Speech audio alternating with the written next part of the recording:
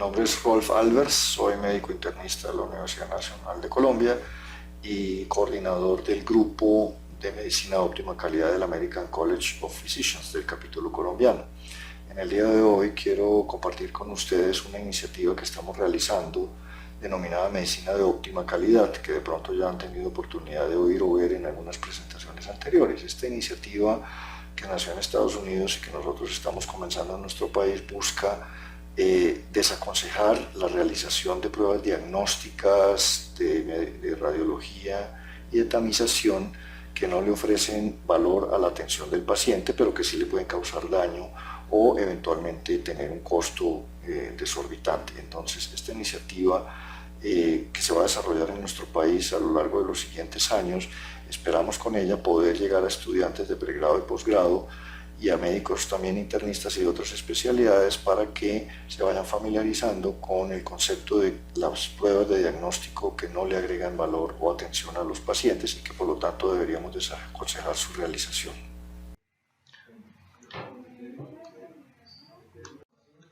Entonces, vamos a ver en qué consiste la iniciativa del American College of Physicians. Hay dos motivos que llevaron a esta iniciativa. Por una parte, ayudar a los médicos a ofrecer la mejor atención médica posible, lo que llamamos una atención de óptima calidad, siempre pensando en el paciente, para evitar una atención diagnóstica y terapéutica innecesaria, que por defecto la llamaríamos de baja calidad.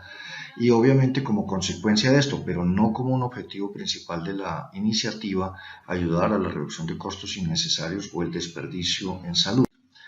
¿Quiénes fueron los que decidieron comenzar con esta iniciativa? Por una parte, el American College of Physicians con su iniciativa que llamamos en inglés High Value Care y que en español, después de muchas disquisiciones, decidimos denominar medicina de óptima calidad para no dar implicaciones de costos simplemente. Y por otra parte, la Alianza de Medicina Interna Académica, que reúne a todos los jefes de departamentos y decanos de facultades de medicina en Estados Unidos.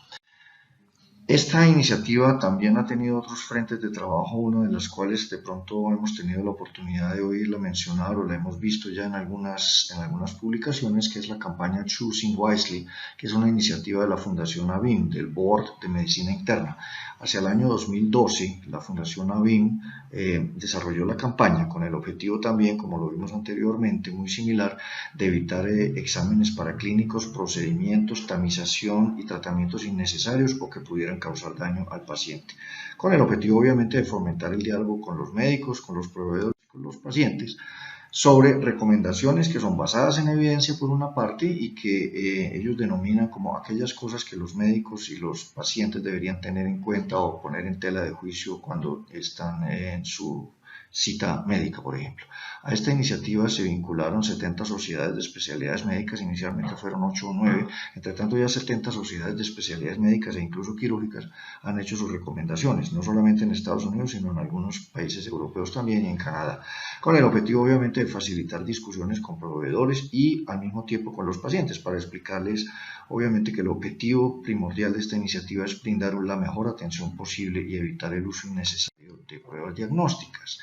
Aquí vemos entonces que ambas iniciativas, tanto la del ACP por el High Value Care y que nosotros aquí en el capítulo Colombia también hemos empezado, pues buscan garantizar una óptima atención al paciente. Siempre se está pensando en lo que va a beneficiar al paciente y básicamente se centra en evitar la sobreutilización o uso innecesario de pruebas diagnósticas, de tamización o procedimientos en general que no le generan valor a la atención al paciente, pero que sí tienen ciertos costos o que incluso le pueden causar daño.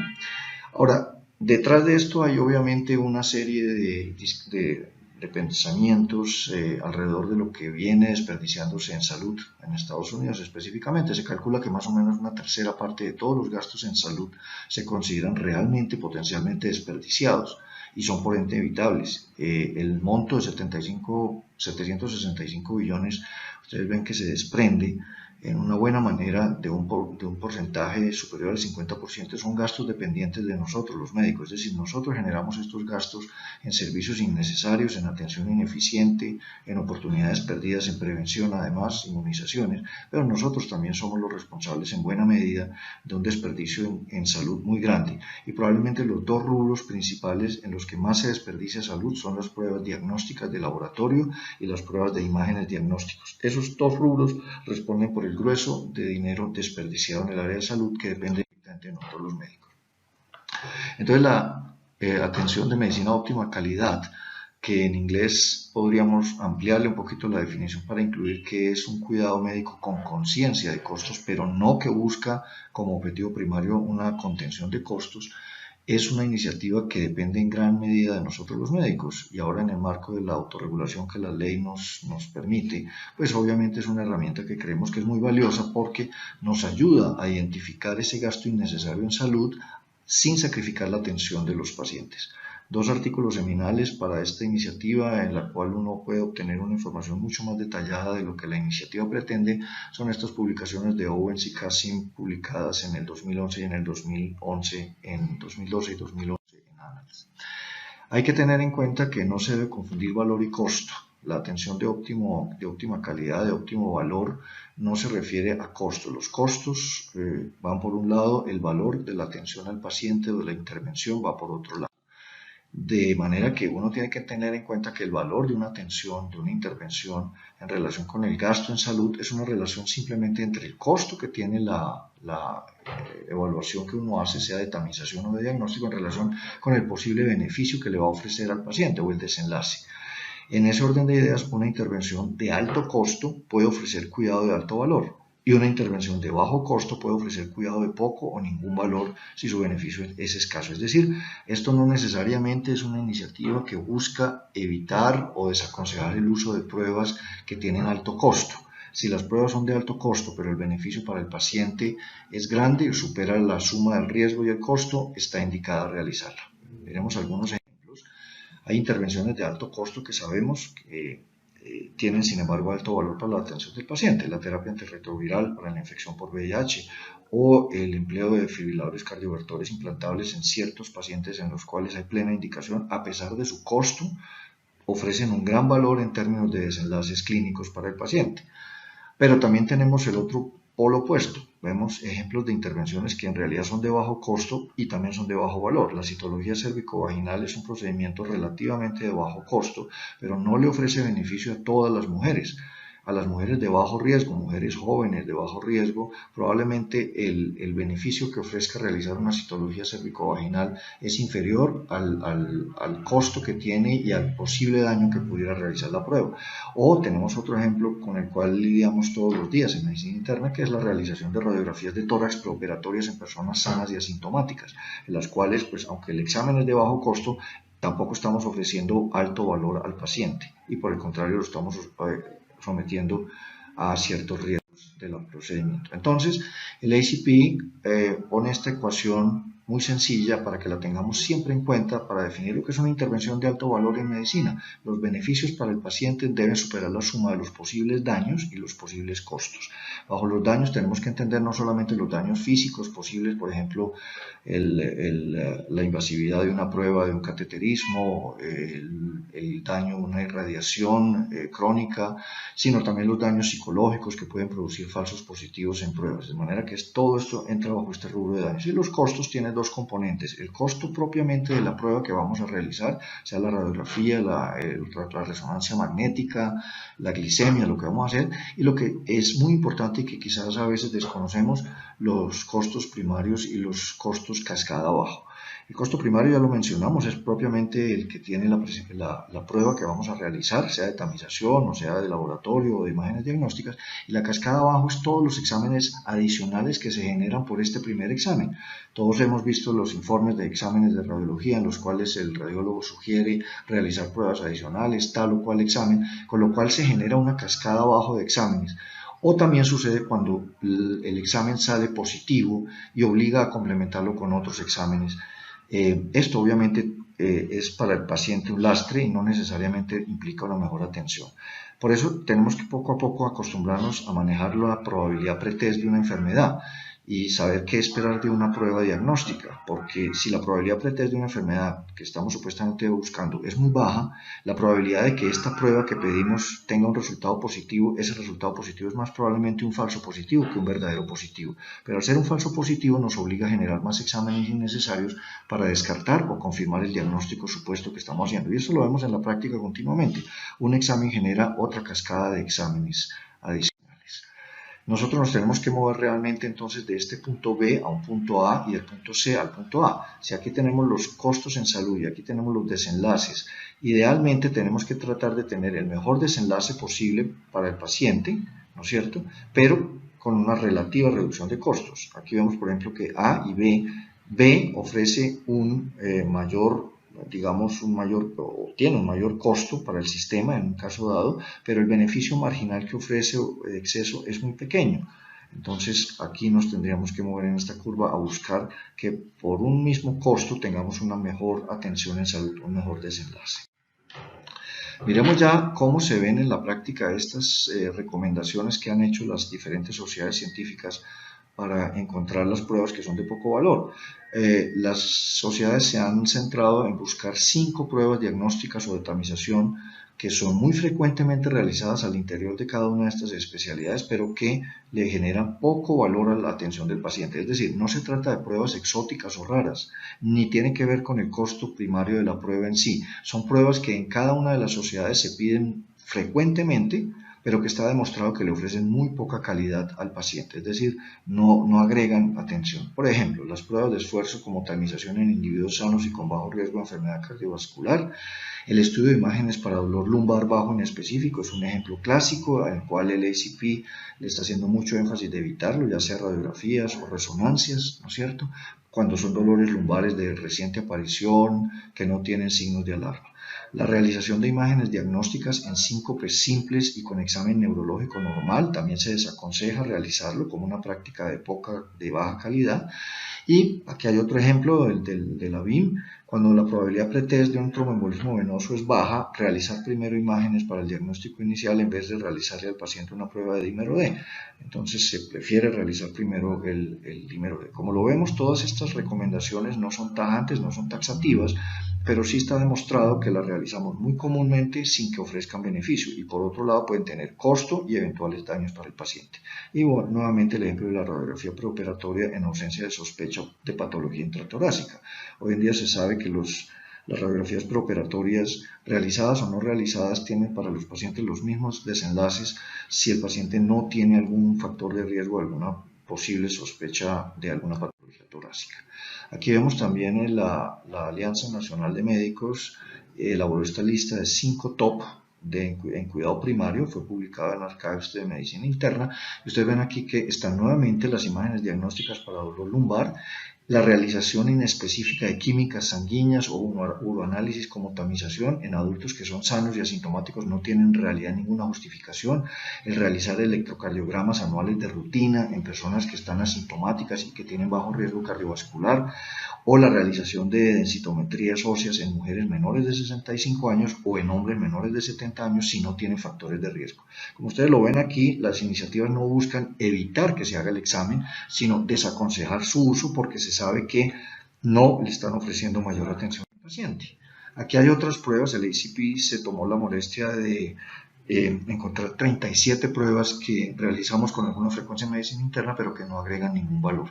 Podríamos aquí destacar, por ejemplo, la tamización de pacientes de EPOC con espirometría cuando los pacientes no tienen síntomas respiratorios ni factores de riesgo. Es decir, si el paciente no es tosedor o no tiene un antecedente claro que le pueda en un momento dado favorecer el desarrollo de un EPOC, pues no tiene justificación hacer la tamización con espirometría. Y una que se ha también discutido mucho, la realización de pruebas de coagulación preoperatorias en pacientes que no tienen factores de riesgo para sangrado y que tienen antecedentes negativos de sangrado son normales. No quiere decir esto que no se realicen en personas que tienen factores de riesgo, pero en los que no los tienen se desaconseja su utilización. Y aquí tenemos otra serie de ejemplos, de las cuales aquí tal vez destacaría la famosa ecuación cefalea igual a TAC, que en Estados Unidos representa más o menos $1 miliardo por año por cefaleas, es decir, el paciente con migraña clásica que no tiene ningún signo de alarma, pero que llega para que le pidan una imagen de diagnóstico sin el cual no estaría tranquilo. Entonces, esa es una prueba que se desaconseja. Recientemente, el examen pélvico de tamización en mujeres sanas también se desaconsejó y esto tiene la consecuencia de que no se reembolsa el gasto de esta intervención. En la práctica, ¿cómo se ven estas recomendaciones? Ustedes ven que ya diversas sociedades científicas han hecho sus recomendaciones. Recientemente el ACP sacó una guía clínica que seguramente muchos de nosotros hemos leído ya, la tamización en cáncer. Hay una recomendación para Medicina de Óptima Calidad del Colegio Americano, en la cual hacen la recomendación en general de que muchas de estas tamizaciones que se realizan no tienen un buen desenlace para los pacientes. Los neurólogos también, la Academia Americana de Neurología ya ha realizado su lista de los 5 top, también los oncólogos, la Sociedad Americana de Hematología, y así hay una serie de sociedades, casi todas han hecho recomendaciones. En la práctica ya las hemos visto en las recomendaciones de la Fuerza de Trabajos Preventivas de los Estados Unidos, que hacen una serie de recomendaciones, y vemos aquí un claro ejemplo recientemente publicado sobre de recomendación de medicina de óptima calidad en relación con la tamización con electrocardiografía, con ecoestrés o imágenes de perfusión miocárdicas en pacientes de bajo riesgo, en pacientes asintomáticos con baja probabilidad de enfermedad cardiovascular. Y ustedes ven aquí resaltado la recomendación ya de medicina de óptima calidad, en la cual desaconsejan realizar estas pruebas si el paciente es asintomático o es de bajo riesgo. Ahora uno diría, esto no, pues es de lógica y pues eso ya lo sabemos. Estas recomendaciones están basadas en el hecho de que evidentemente en Estados Unidos sí se ordenan estas pruebas en estos pacientes y por eso es necesario educar sobre la no realidad. Muy bien. Aparte de esto, la iniciativa de medicina de óptima calidad busca elaborar materiales educativos. Aquí hay unos ejemplos de la página del American College of Physicians, materiales educativos para los pacientes, porque entendemos que esta iniciativa tiene que ir de la mano de educar a los pacientes también, quienes son muchas veces quienes no entienden por qué no se les piden exámenes de laboratorio. Y todos hemos visto esa presión en el consultorio del paciente que llega solicitando que le realicen toda clase de exámenes. En medicina de óptima calidad también hace parte ya de un proceso de educación médica. De hecho, ya he elaborado un currículum para educadores y residentes. Nosotros estamos en Colombia en este proceso también elaborando ya materiales tanto para educadores como para residentes, destinados, pues, como les mencioné ya, a desalentar la sobreutilización de exámenes para clínicos que son superfluos y con ello obviamente ayudar secundariamente a reducir ese desperdicio en salud, ¿no es cierto? Hay otra serie de iniciativas que también se buscan en este currículum educativo, es conocer, como los mencioné anteriormente, algunas herramientas de bioestadística que necesitamos, el significado de lo que es una probabilidad pretest, el valor predictivo, porque de esto nos da una herramienta mayor para poder en un momento definir si una prueba nos va a dar o no nos va a dar un resultado útil para la atención del paciente. Evidentemente que esta iniciativa seguramente va a tener barreras. Todos nosotros hemos pasado ya por esa fase de no querer dejar de hacer lo que siempre hemos hecho, y obviamente buscamos mejorar también la iniciativa agregando más sociedades y más recomendaciones. Aquí ven ustedes un ejemplo de cuáles son las recomendaciones ya en español. Yo dejé el material tal cual aparece el castellano en la página del ACP y de la Fundación AVIM, para los pacientes, para educar a los pacientes de por qué no necesita ciertas pruebas de tamización o de electrocardiografía o pruebas de esfuerzo, para que el mismo paciente se vaya educando al respecto. Incluso hay videos realizados y también estamos trabajando en ello. El MKSAP, la evaluación para los internistas, ya tiene también algunas recomendaciones de MOOC, de medicina de óptima calidad, y ellos buscan educar a los médicos sobre estrategias diagnósticas y terapéuticas, ¿no es cierto?, en las cuales el balance sea siempre, el beneficio clínico sea superior a los costos y los daños. Entonces hay una serie de casos en los cuales el médico, casos prácticos en los cuales el médico debe aprender a seleccionar cuáles pruebas realiza y cuáles no. Estamos también en una fase de divulgación del concepto de medicina de óptima calidad, porque entendemos que esto es una educación a muy largo plazo y estamos trabajando con estudiantes de pre y posgrado en diferentes facultades de medicina, con diferentes sociedades científicas. Estamos evaluando cuáles son en nuestro medio específicamente las oportunidades y las barreras, que probablemente son algo distintas a las de Estados Unidos, teniendo en cuenta que no es fácil desaprender conductas. Y obviamente ya hemos constituido un grupo de trabajo para evaluar la metodología de los top 5 en medicina interna en Colombia. Con ayuda de la Asociación Colombiana de Medicina Interna y el capítulo Colombia del ACP vamos a elaborar una metodología para tratar de ver cómo podemos llegar a la recomendación de los top 5, de las 5 pruebas diagnósticas o de laboratorio que vamos a desaconsejar para nuestro país. Vamos a trabajar también en la elaboración de un currículum educativo para médicos y estudiantes y una elaboración de materiales ilustrativos para para los pacientes también. A mediano y largo plazo creemos también que la medicina de óptima calidad debe ser una competencia de nosotros los médicos a nivel de pregrado y posgrado. De hecho, en Estados Unidos ya es una de las competencias para los residentes de medicina interna, y en ese orden de ideas pensamos que podría ser incluido incluso como un tema evaluativo en los programas de recertificación. Recordemos que en últimas la iniciativa busca ordenar a los pacientes los exámenes que necesitan en el momento oportuno. No necesariamente más es mejor, muchas veces menos también puede ser suficiente, muy útil. Y de verdad nosotros esperamos que esta iniciativa a mediano y largo plazo pueda entrar a tener vigencia en nuestro país. Todo pensando en el beneficio de nuestros pacientes y siendo siempre racionales en el uso de los medios diagnósticos que tenemos a nuestro alcance. Muchas gracias.